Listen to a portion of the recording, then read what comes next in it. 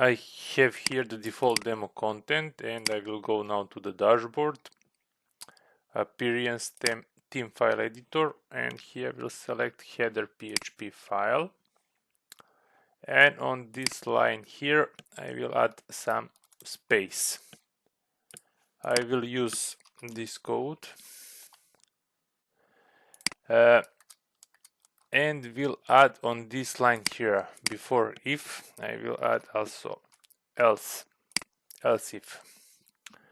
So what you will need, I will provide you this code. What you will need to change is need to change the link to the image, how to get the new logo image link. Just open the library, select some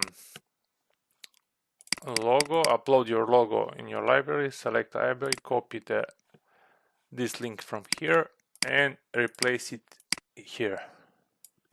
So this remove and paste. Also you will need to change these IDs. This is the IDs for my about one, contact one and gallery one pages. You can find page IDs here in URL. So you will need to change these three numbers and this link here to the image. Let's see, update file. Let's see how it works.